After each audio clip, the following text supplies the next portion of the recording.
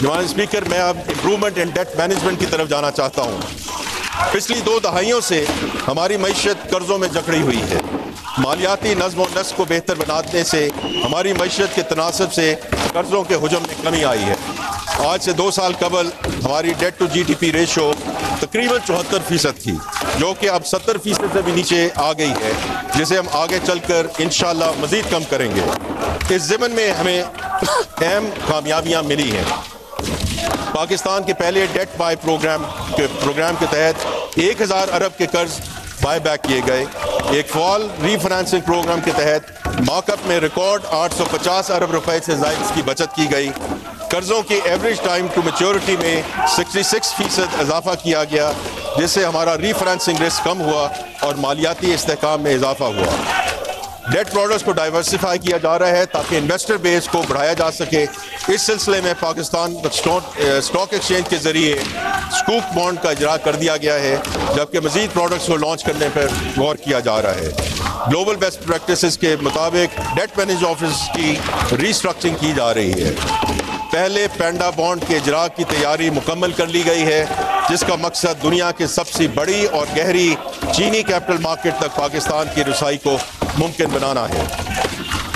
S O ای reforms. جناب speaker, state owned enterprises حکومتی خزانے پر 800 ارب روپے سے زیادہ کا سالانہ بوجھ ڈالتی ہے۔ سبسڈیز، گرانٹس اور ایکوٹی کی مدد میں دی گئی حکومتی امداد کو شامل کیا جائے تو یہ تخمینہ 1 ٹریلین روپے سالانہ سے تجاوز کر جاتا ہے۔ یہی وجہ ہے کہ ایس او ای ریفارمز مالیاتی نظم و ضبط کے لیے انتہائی اہم ہیں۔ حکومت نے ایس او ایز کے حوالے سے کئی اہم اقدامات کیے ہیں۔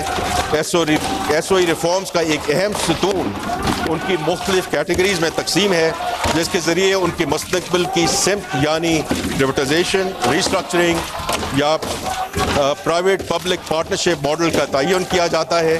کابینہ کی ایک کمیٹی کے ذریعے اس کیٹیگرائزیشن کو مکمل کر لیا گیا ہے۔ پرائیویٹائزیشن پہ جناب اسپیکر، عوامی شعبے کی کارکردگی کو بہتر بنانے، مالی بوجھ کو کم کرنے اور سرمایہ کاری کو فروغ دینے کے لیے حکومت ایک جدید اور متحرک نجکاری حکمت عملی پر عمل پیرا ہے۔ یہ حکمت عملی نان اسینشل سرکاری اداروں کی شفاف اور مؤثر نجکاری پر مرکوز ہے تاکہ مختلف شعبوں بالخصوص توانائی اور مالیاتی شعبے میں مسابقت، کارکردگی اور نجی سرمایہ کاری کو فروغ دیا جا سکے۔